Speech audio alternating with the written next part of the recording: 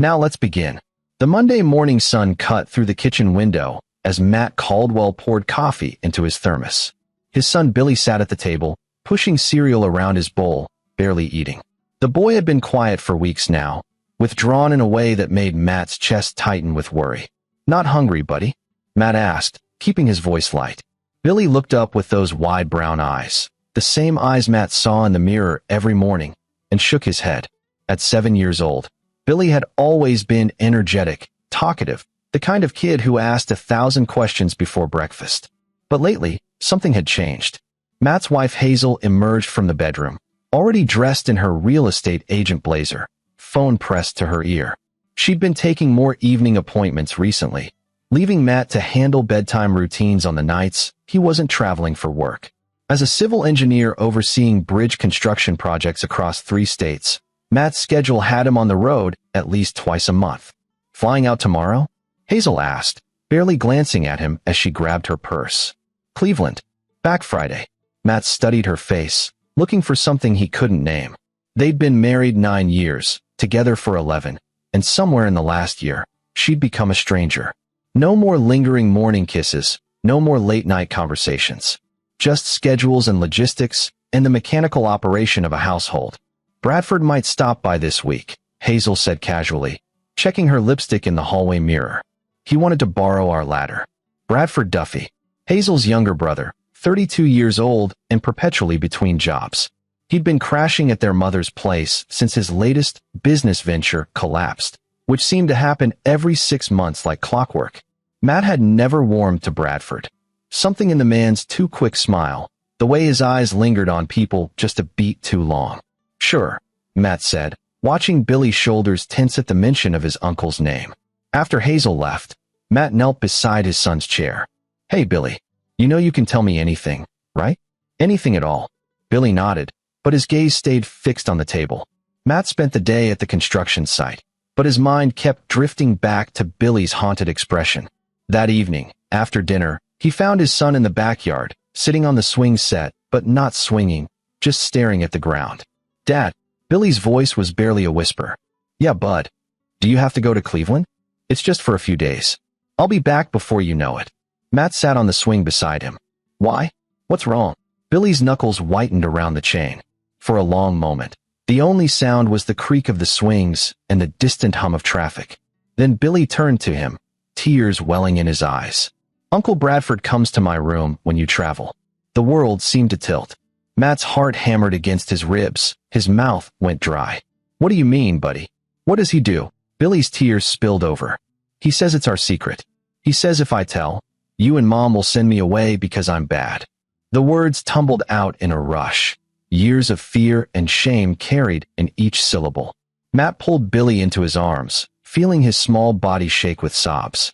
Rage flooded through him, white-hot and barely contained, but he forced his voice to stay calm, steady. "Billy, listen to me. You are not bad. You did nothing wrong. Nothing. Do you understand?" Billy nodded against his chest. "And I promise you," Matt said, his voice hard as steel, "I promise you, this ends now." That night, after Billy finally fell asleep, Matt sitting beside his bed until the boy's breathing steadied. Matt sat in his home office with the door locked. His hands shook as he opened his laptop. He wanted to drive to Bradford's mother's house right now. Wanted to. No. He took a slow breath. If he acted on impulse, on rage, Bradford might escape real consequences. Matt had spent 15 years engineering solutions to complex problems. This required the same methodical approach: gather evidence, build an unassailable case, execute with precision. He started searching online, learning about organizations that helped abuse victims, about legal procedures, about what he needed to do to protect Billy. The more he read, the clearer his path became. At 2 a.m, Hazel came home from her late appointment. Matt heard her heels on the hardwood, heard her pause outside his office door, then continue to the bedroom. He stared at the door, a cold realization settling over him. How many times had Bradford been here? How had Hazel not known? Unless she did know. The thought made him nauseous. He pushed it away, forced himself to focus. Tomorrow he'd call Dr. Summerlane, a child psychologist his research had led him to, someone who specialized in abuse cases. He'd document everything Billy told him. He'd build his case. But first, He needed to know the full scope of what he was dealing with. Matt pulled out his phone and texted his best friend Hugh Kidd, a former Marine who now ran a private security company. They'd known each other since college, had been in each other's weddings, trusted each other with their lives. Need your help with something. Can't explain over text. Can you come by tomorrow morning? Hugh's reply came 3 minutes later, 0800. I'll be there. The next morning, Matt sent Billy to school with an extra long hug and a promise that everything would be okay. When Hugh arrived, Matt led him to the office and closed the door. Hugh was built like a linebacker, with sharp gray eyes that missed nothing. What's going on? Hugh asked. Matt told him everything, his voice cracking only once. Hugh's expression went from concerned to murderous in the span of 30 seconds. I need cameras, Matt said. Small, hidden, high quality. I need to document what's happening. I need evidence that will put him away forever. Hugh nodded slowly. I can do that. But Matt, you need to involve the police.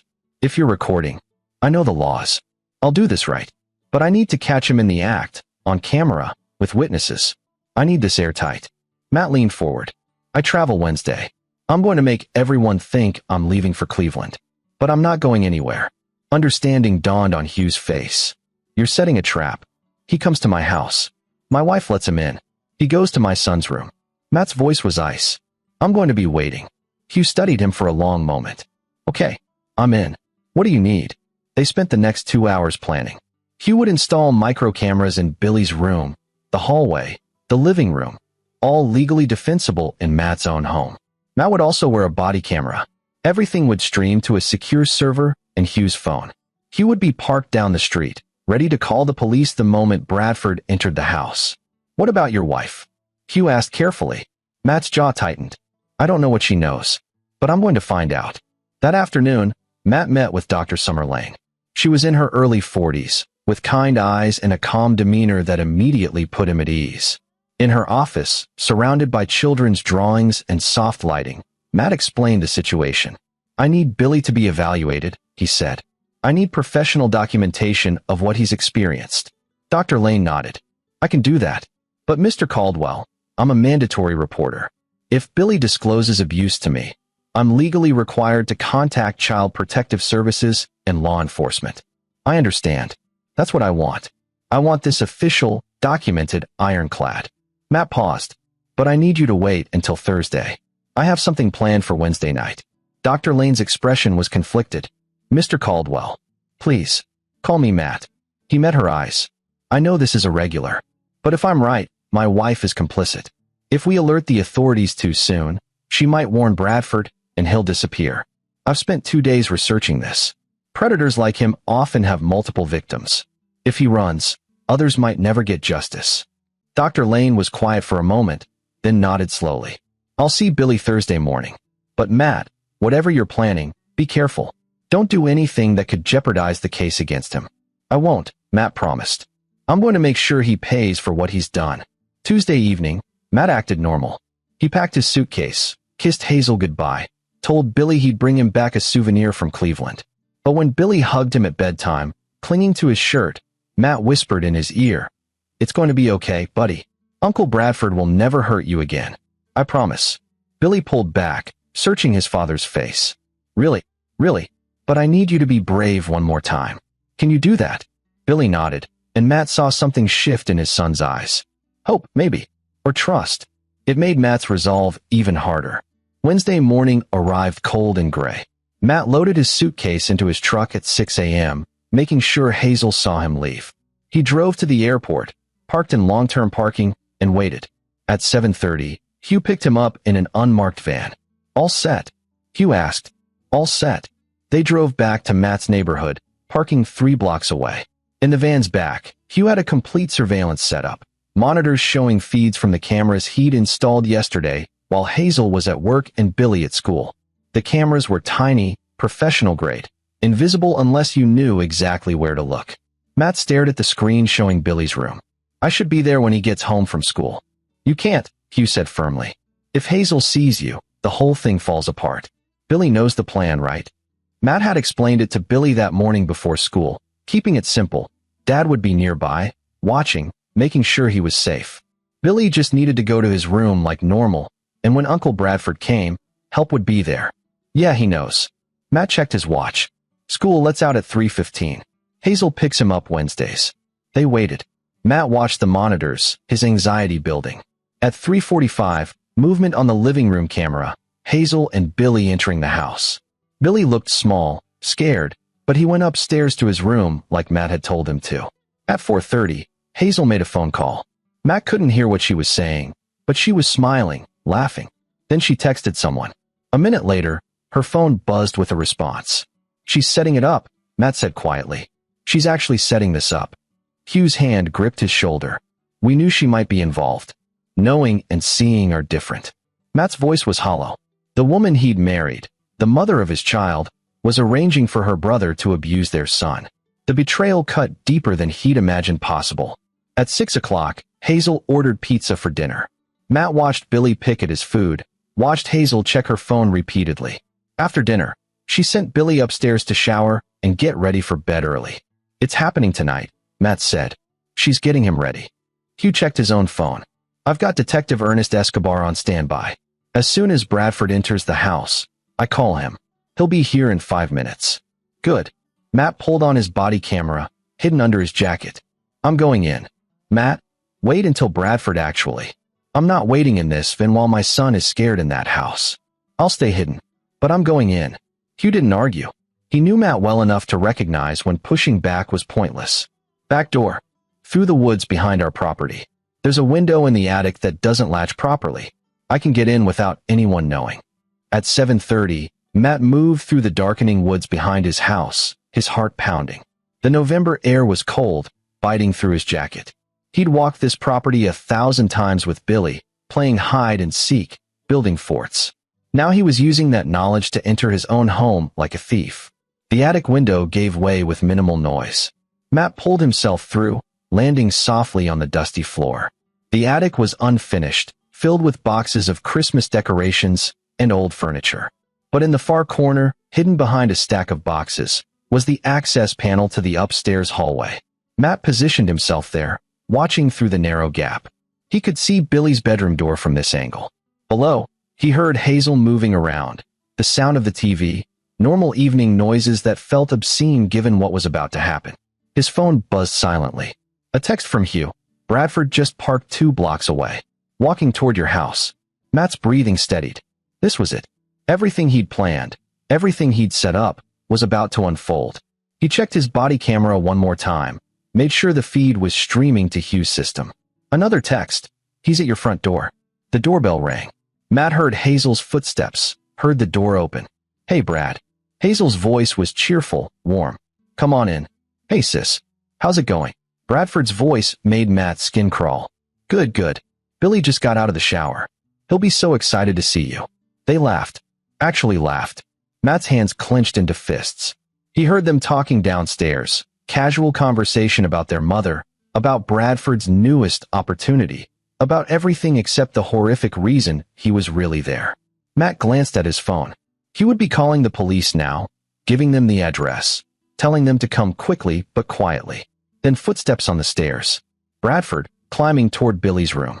Matt moved to the access panel, ready. He could see Bradford now, walking down the hallway with that easy confidence, that friendly uncle smile that hid such sickness. Bradford reached Billy's door. Matt reached for the panel. Bradford's hand touched the doorknob. Matt pushed the panel open and dropped down into the hallway, landing silently 6 feet behind Bradford. Bradford turned the knob, started to push the door open. Bradford, Matt said quietly. Bradford froze. Then slowly, very slowly, turned around. His face went pale, eyes wide with shock and the beginning of fear. Matt? What are you? I thought you were in Cleveland. I know what you've been doing, Matt said, his voice deadly calm. I know what you've been doing to my son. Bradford's expression shifted, cycling through denial, then calculation. I don't know what Billy told you, but kids have active imaginations. Don't. Matt took a step forward. Don't you dare try to lie to me right now. Below, Hazel called up. Brad? Everything okay? Bradford glanced toward the stairs, trapped between Matt and the railing. Matt, listen, let's talk about this. We're way past talking. Matt moved closer. But here's what's going to happen. You're going to stay right where you are. Because I'm not the only one standing here. Bradford's brow furrowed in confusion. Then his eyes widened as he heard it. Multiple footsteps on the front porch, the sound of the door opening below. "Police. We're coming in." Detective Ernest Escobar's voice echoed through the house. Bradford's face went from pale to ashen. He looked at Matt with dawning horror. "You set me up," Bradford whispered. "No," Matt said coldly. "I protected my son. There's a difference." The next hour unfolded like a carefully choreographed performance. Detective Escobar, a veteran officer with 20 years in the department, came upstairs with two other officers. Matt had moved to Billy's room, sitting on the bed with his son wrapped in his arms. Escobar was a tall man with graying hair and sharp, intelligent eyes. He listened as Matt explained everything: Billy's disclosure, the planning, the cameras Hugh had installed. "You recorded your own home," Escobar said. "That's legal. And you had reasonable suspicion a crime was about to be committed." "I have hours of footage from the cameras over the past 2 days," Matt said. "Plus my body camera from tonight. Everything's time-stamped and backed up on secure servers." Escobar nodded approvingly. "Smart. Most people in your situation would have just beaten the guy senseless." "I wanted to," Matt admitted, his voice low. "But that wouldn't protect Billy. That wouldn't make sure Bradford goes away forever." Downstairs, they could hear Hazel's voice rising in panic. "There must be some mistake. Bradford would never. He's my brother. Matt, tell them this is crazy." Matt looked at Escobar. "My wife knew. She facilitated this. She sent Billy upstairs early, made sure he was ready. She let Bradford Indiana. We'll need to interview her separately," Escobar said. "But Mr. Caldwell, I need you to understand something. What you've given us is good, very good. But we'll need Billy to make a formal disclosure to a forensic interviewer. And that's not going to be easy on him." "I know." Matt held Billy closer. "We're seeing Dr. Summer Lane tomorrow. She's a child psychologist." "Good. We work with her regularly." Escobar stood. "I'm going to have officers take Bradford into custody. We'll need you and Billy to come down to the station, probably tomorrow. For tonight, is there somewhere else you can stay? Somewhere Billy would feel safe." Matt thought of Hugh's place, then shook his head. "My father. He lives 20 minutes away. Billy loves his grandfather." "Perfect. Pack what you need." "And Mr. Caldwell." Escobar extended his hand. "You did the right thing. It took courage to handle this the way you did." They shook hands, and Matt felt a weight he hadn't known he was carrying start to lift. Downstairs, Bradford was being let out in handcuffs, still protesting his innocence. Hazel was crying, makeup running down her face, reaching for her brother. Matt, you can't let them do this. He's family." Matt appeared at the top of the stairs with Billy in his arms. Hazel's face transformed when she saw them, guilt and fear and anger all at once. "You knew," Matt said quietly. "You knew what he was doing, and you let him into our house. You let him near our son." "I didn't, Matt. I swear I didn't know." "Liar." The word cut through her protests. "I have you on camera, Hazel. Calling him, texting him, setting up tonight. You knew exactly what you were doing." Hazel's face crumpled. For a moment, Matt almost felt sorry for her. Then he remembered Billy's tears, his fear, and the moment passed. "Mrs. Caldwell," another officer approached. "We need to ask you some questions down at the station." As they let her out, Hazel looked back at Matt one more time. "This will destroy our family." "No," Matt said. "You destroyed our family. I'm just making sure you can't hurt anyone else." Matt's father, Leslie Caldwell, met them at his house in the suburbs. He was 72, a retired history teacher with kind eyes and a gentle manner. When Matt had called him an hour ago and explained everything, Leslie had simply said, "Bring Billy here. I'll take care of both of you." Now, as Billy fell asleep in the guest room, exhausted from the trauma of the evening, Matt sat at his father's kitchen table and told him the full story. Leslie listened without interrupting, his face growing harder with each detail. When Matt finished, his father was quiet for a long moment. "I never liked Bradford," Leslie finally said. "Something about him always felt off." "But Hazel," he shook his head. "I can't fathom how a mother could do that to her own child." "I keep trying to understand it," Matt admitted. "Was it always there? Did I miss signs? Or did she just break somehow?" "Does it matter?" Leslie asked gently. "The why won't change what happened. The important thing is Billy's safe now, and those monsters are going to face consequences." Matt nodded, but something still bothered him. "Dad, the way Bradford moved through my house tonight, the way Hazel acted, this wasn't new." This has been happening for a while. And I travel twice a month. How many times? He couldn't finish the sentence. The math was too horrible. Leslie reached across the table, gripping his son's hand. You can't torture yourself with those questions. You learned the truth, and you acted. That's what matters. But Matt couldn't let it go. Something nagged at him, something Bradford had said in those first moments of confrontation. Kids have active imaginations.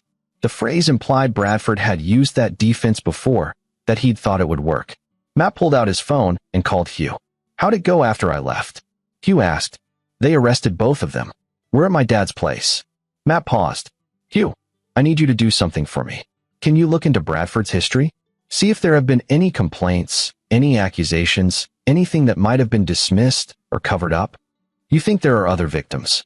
I think predators don't just suddenly start. I think he's done this before. I'll dig into it, Hugh promised. Get some rest, brother. You've had one hell of a day. After hanging up, Matt checked on Billy one more time. His son was curled up under his grandfather's quilts, finally sleeping peacefully. Matt sat on the edge of the bed, watching him breathe, and made a silent vow. He wouldn't just see Bradford and Hazel punished.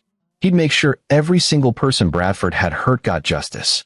The next morning, Matt took Billy to see Dr. Summerlane.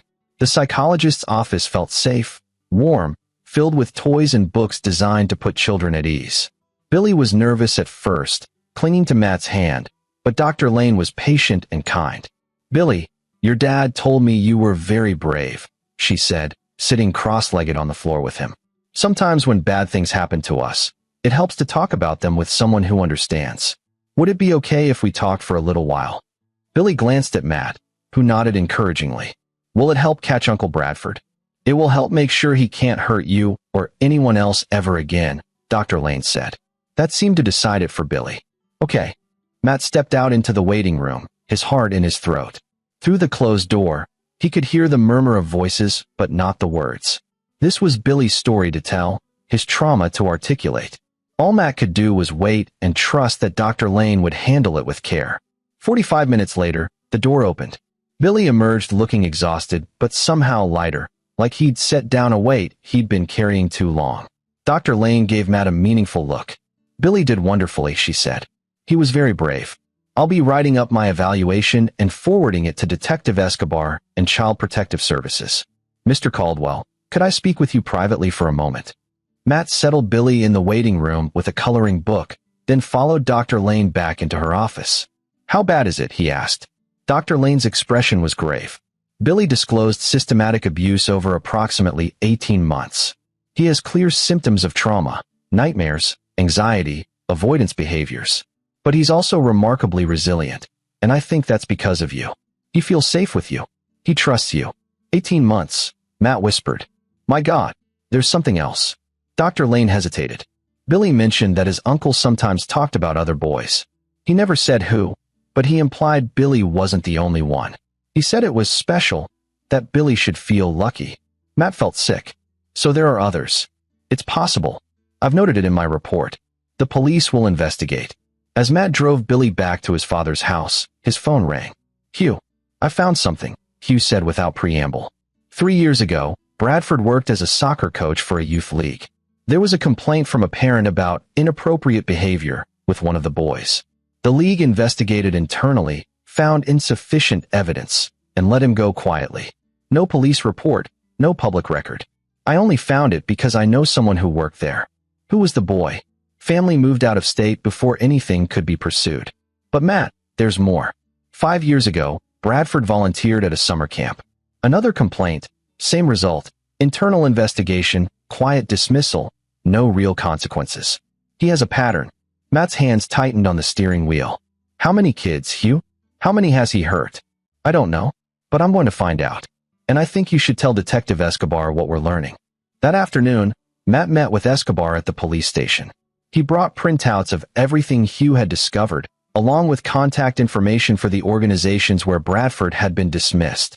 Escobar studied the documents, his expression growing darker. This son of a bitch has been at this for years. And nobody stopped him, Matt said. Because nobody wanted the scandal. It was easier to just let him move on to the next place, the next victim. That changes now, Escobar said firmly. We're going to track down every complaint, every incident. We're going to find those other victims and give them a chance to come forward. Bradford Duffy is done hiding. What about Hazel? Matt asked. She's being charged as an accomplice. We have evidence she knowingly facilitated access to a minor for sexual abuse. But I'll be honest with you, proving what she knew versus what she suspected is tricky. A good defense attorney might get those charges reduced. That's not good enough, Matt said, his voice hard. She didn't just suspect. She knew. And she didn't just fail to protect Billy. She actively helped Bradford. I understand your anger. But the legal system. The legal system is why Bradford was able to do this for years, Matt interrupted. Organizations protected him. Parents were paid off or convinced to drop complaints. The system failed every single one of his victims. Escobar was quiet for a moment. You're not wrong. But what are you suggesting? Matt leaned forward. I want every victim. I want every family who was silenced. I want them to know they can come forward now, that they'll be believed, that there's finally a chance for real justice.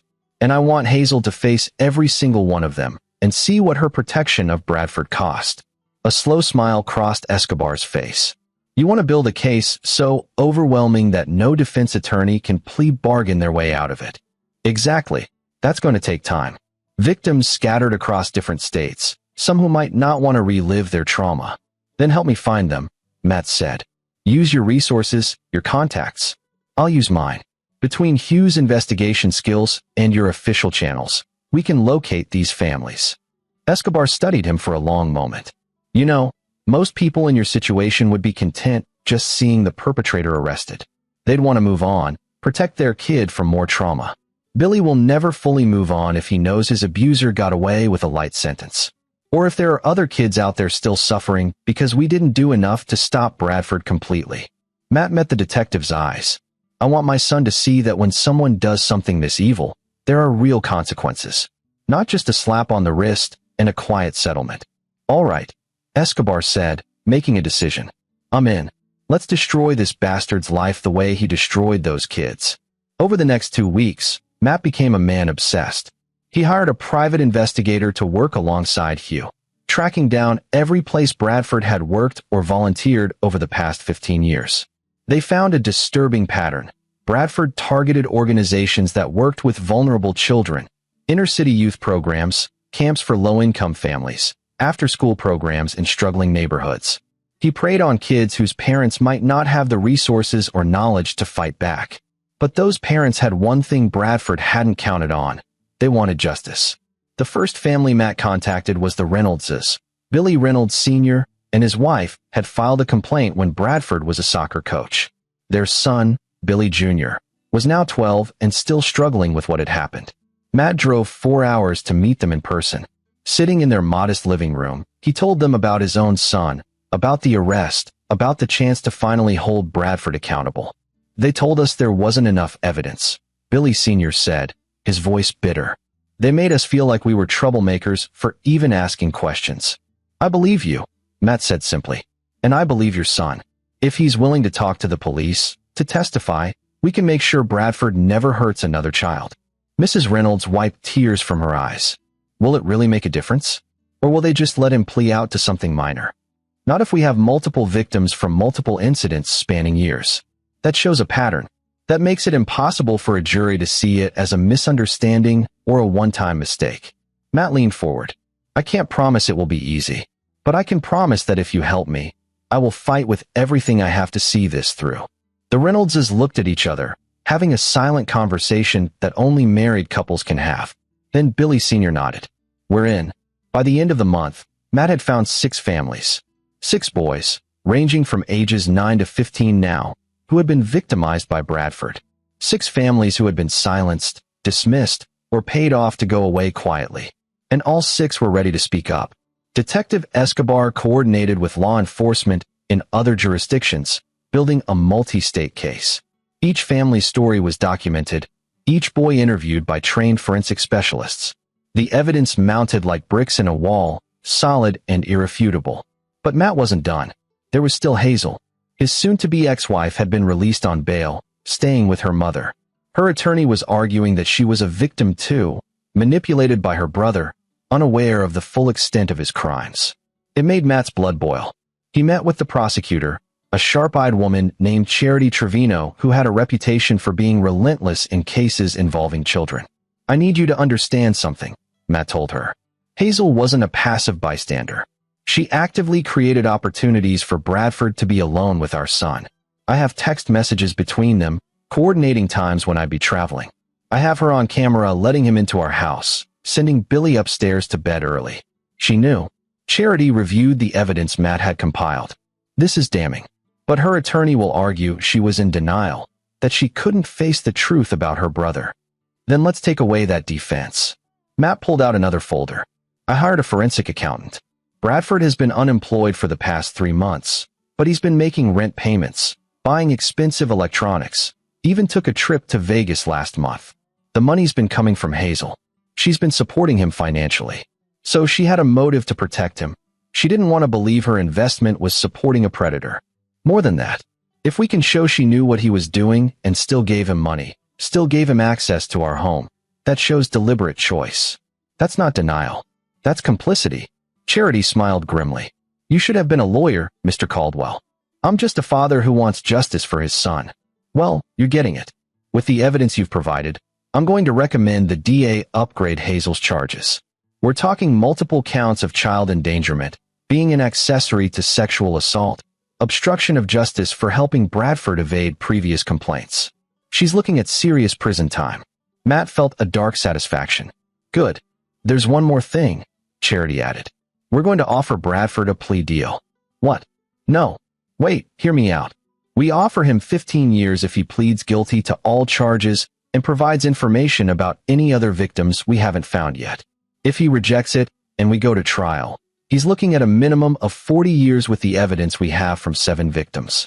Maybe more if others come forward during trial." Matt considered this. "So either way, he goes away for a long time. Either way, he goes away forever.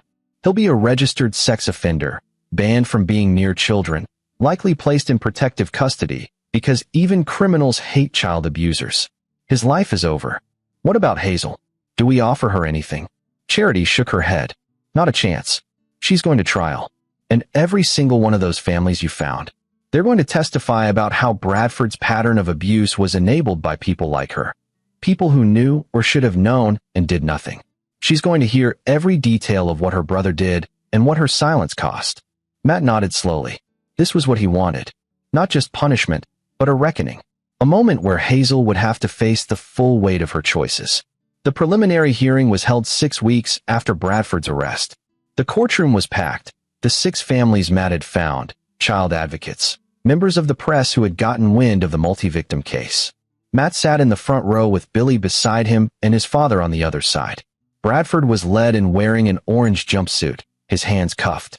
He looked thin, diminished, nothing like the confident man who'd walked into Matt's house that night. His eyes scanned the courtroom and went wide when he saw the number of people present. Hazel sat on the opposite side, her attorney whispering urgently in her ear. She'd lost weight, her expensive clothes now hanging loose. Her mother sat behind her, looking frail and confused. Judge Jared Howell, a stern man in his 60s known for harsh sentences in abuse cases, called the court to order.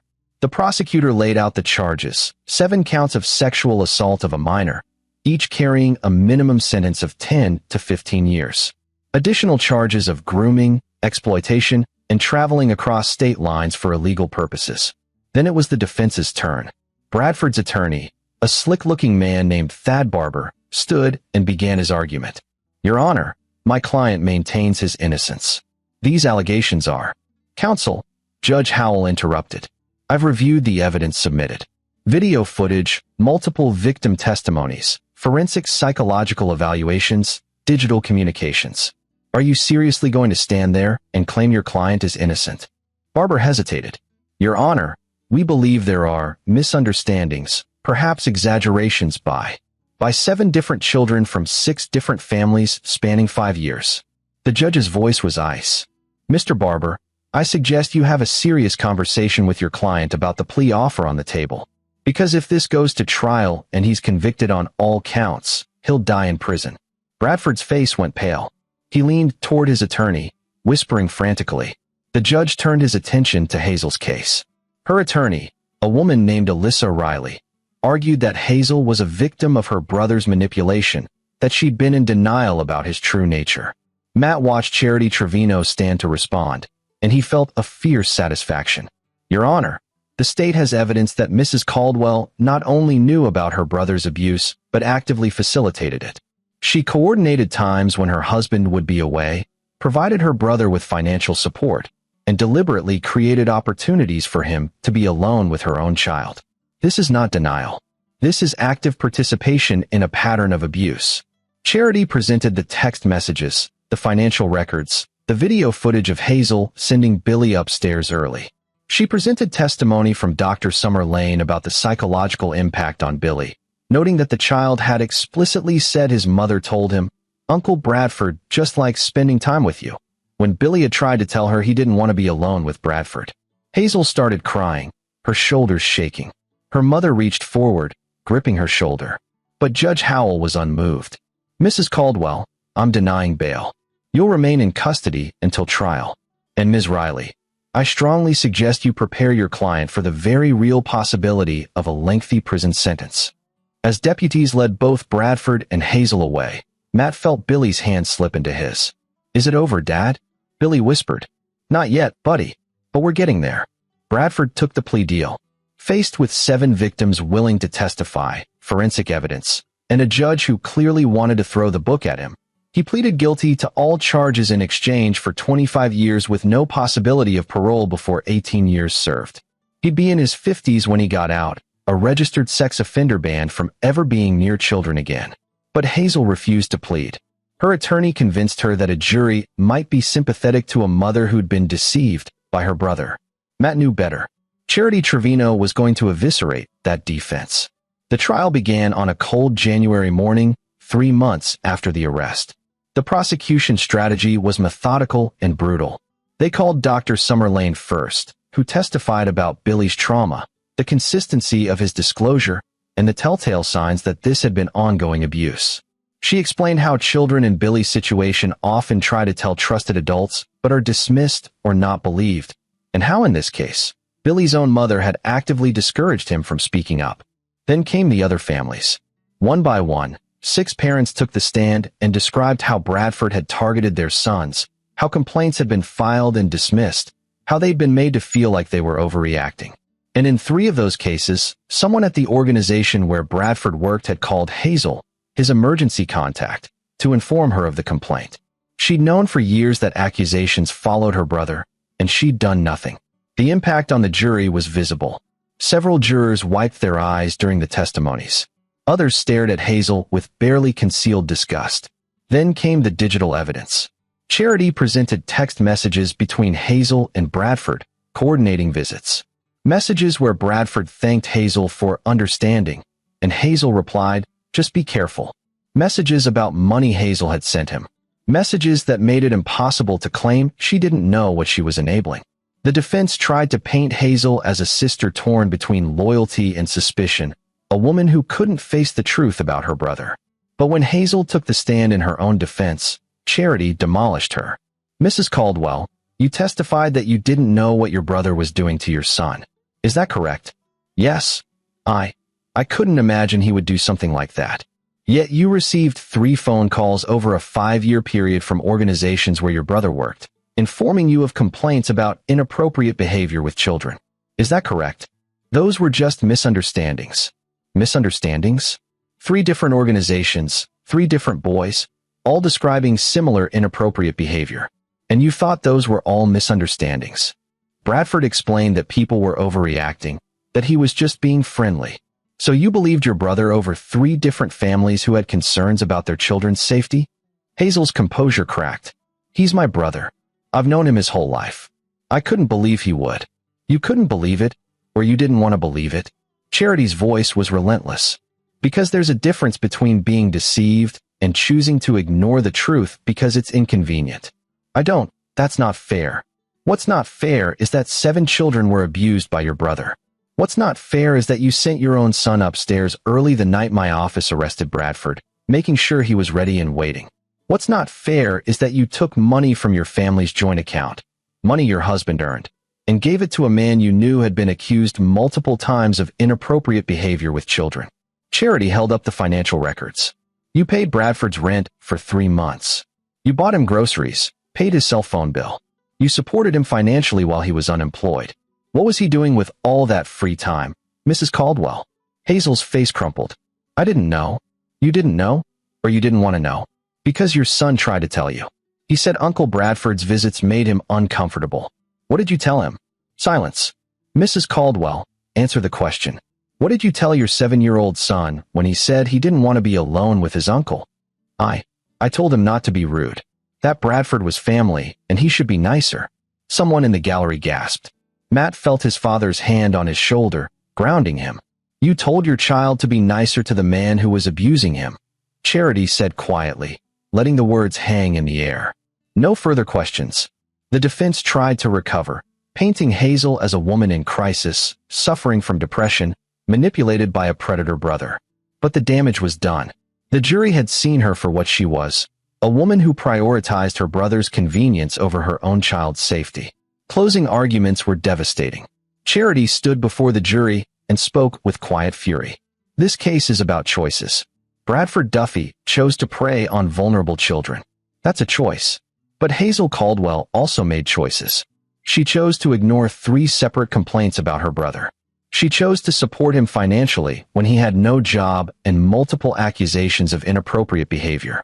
She chose to facilitate his access to her own son, despite clear warning signs. She chose to silence her child when he tried to tell her something was wrong. Every single one of those was a choice. And every single choice enabled Bradford to continue hurting children. Under the law, that makes her an accessory. Under any moral code, it makes her complicit. I'm asking you to hold her accountable for those choices. The jury deliberated for 4 hours. When they returned, their faces were grim. Guilty on all counts. Hazel collapsed in her seat, sobbing. Her mother cried out from the gallery. But Matt felt only cold satisfaction. This was justice. Not perfect, not enough to undo the harm, but real and tangible and final. Sentencing came 2 weeks later. Judge Howell addressed Hazel directly. Mrs. Caldwell, I've presided over many difficult cases in my career, but few have disturbed me as much as this one. You were in a position to protect your child, a sacred duty of every parent. Instead, you became an active participant in his victimization. You prioritized your relationship with your brother over your son's safety. You silenced your child when he tried to ask for help. The damage you've caused is immeasurable. He sentenced her to 12 years in prison with the possibility of parole after 8, along with a permanent restraining order preventing contact with Billy and a requirement to register as a child abuse offender upon release. As deputies led her away, Hazel looked back at Matt one final time. Her face was hollow, destroyed.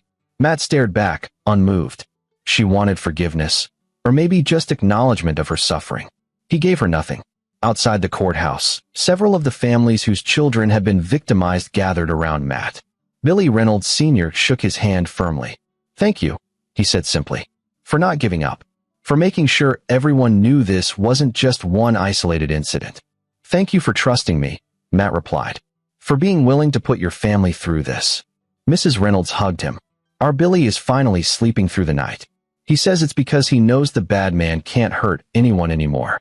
That's because of you. Matt felt emotion clog his throat. This was why he'd fought so hard, not just for his own son, but for all of them. Every child who'd been hurt, every family who'd been silenced. Detective Escobar approached as the other families dispersed. You did good, Caldwell. Real good. Most people would have settled for just getting their own abuser locked up. You made sure he couldn't hide behind isolated incidents, and she said. I just did what anyone should have done years ago, Matt said. But nobody did. That's the point. Escobar clapped him on the shoulder. You changed that. And you know what? Since this case hit the news, we've gotten 3 more calls. 3 more potential victims from other states, years ago, who saw the coverage and finally felt safe coming forward. Even from prison, you're still protecting kids. Matt nodded, feeling the weight of that responsibility and the pride of having carried it well. The months that followed were about healing.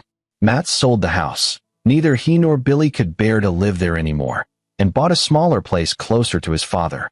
He took a new position with his firm, one that required minimal travel and let him be home every night for dinner. Billy started seeing Dr. Lane twice a week.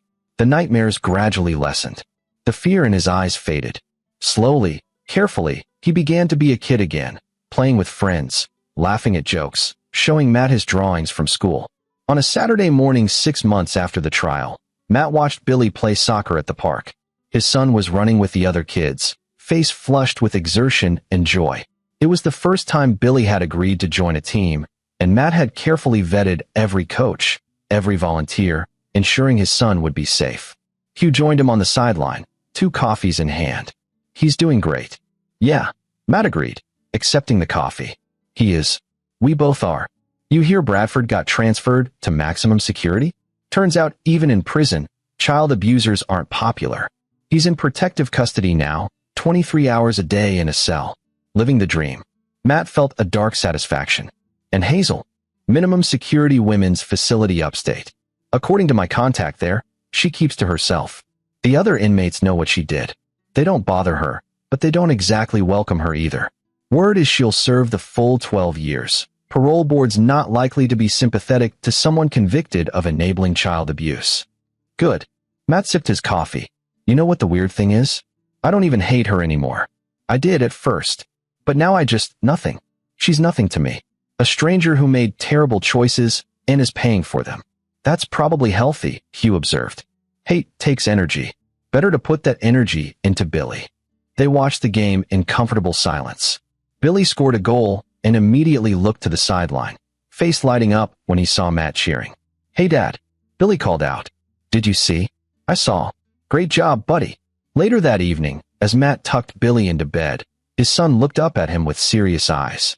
"Dad, can I ask you something?" "Always." "Are you happy? I mean really happy." Matt considered the question. His marriage had ended in betrayal. He'd discovered his wife had helped a predator abuse their son. He'd spent months building a case, testifying, reliving trauma. By any measure, the past year had been hell. But he looked at Billy, safe, healing, starting to smile again. He thought about the other families, the other children who were also healing because he'd refused to let Bradford hide. He thought about the new calls still coming in from victims finding their voice. "Yeah, buddy. I am. Are you?" Billy thought about it. "I think so. I mean, sometimes I still have bad dreams. And sometimes I miss Mom, even though I know what she did was wrong. But mostly I'm just glad it's over. And I'm glad I have you and Grandpa. You'll always have us," Matt promised. "Always." "I know." Billy yawned. "Dad, you're kind of a superhero, you know that?" Matt laughed softly. "I'm not a superhero, Billy. I'm just your dad." "Same thing," Billy mumbled, already half asleep. As Matt left the room, he paused in the doorway. His son was right, in a way. He wasn't a superhero. He was just a father who'd refused to let evil win, who'd fought with everything he had to protect his child and others like him. And in the end, that had been enough. 3 years later, Matt stood in a community center, addressing a room full of parents. He'd become an advocate, working with organizations that trained adults to recognize signs of abuse, that taught children about body autonomy and safe adults to talk to. He spoke at schools, community centers, anywhere that would listen. "The thing about predators," he told the audience, "is that they rely on our silence. They count on organizations protecting their reputations. They count on families being too ashamed or scared to speak up. They count on victims being too young or too traumatized to be believed. But when we refuse to be silent, when we stand together and demand accountability, they can't hide anymore." After the presentation, a woman approached him hesitantly. "Mr. Caldwell, I think something might be happening with my daughter. She doesn't want to go to her uncle's house anymore, and she's been having nightmares, and I don't know if I'm overreacting, but—" "You're not overreacting," Matt said firmly. "Tell me everything." And he listened, because that's what someone should have done years ago for all those other families. Because that's what would have saved Billy from months of trauma. Because that's what he could do now to prevent another child from suffering. The woman left with resources, phone numbers, a clear plan of action. Matt watched her go, feeling that familiar sense of purpose. His phone buzzed. A text from Billy, now 10 years old. "Don't forget we have my school play tonight. 7 p.m. Matt smiled and texted back. Wouldn't miss it for the world. He'd been given a second chance, to be the father Billy deserved, to protect other children, to turn his worst nightmare into something meaningful. He wasn't going to waste it. As he drove home through the evening traffic, Matt thought about how far they'd come. Bradford was serving his sentence, would be behind bars until Billy was an adult.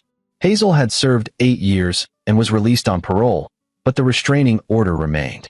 She'd moved to another state, started using her maiden name, trying to rebuild a life while carrying the permanent stain of her conviction. And Billy? Billy was thriving. Honor roll student, starting midfielder on his soccer team, happy kid with good friends and big dreams. The trauma would always be part of his story, but it wouldn't define him.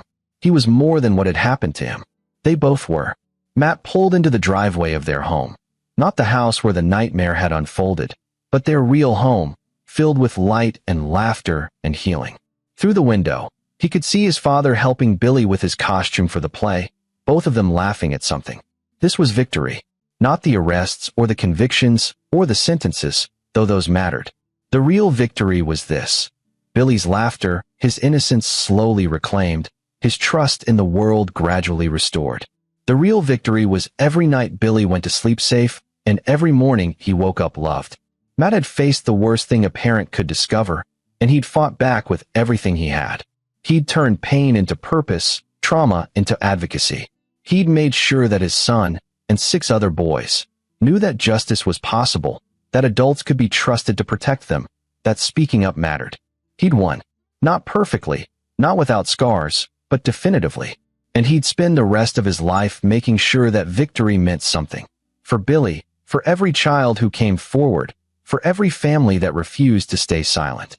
As Matt walked into his house and Billy ran to hug him, chattering excitedly about the school play, he felt a peace he'd thought he might never feel again. They'd survived. They'd healed. They'd won. And that was everything. This is where our story comes to an end. Share your thoughts in the comments section. Thanks for your time. If you enjoy this story, please subscribe to this channel. Click on the video you see on the screen, and I will see you there.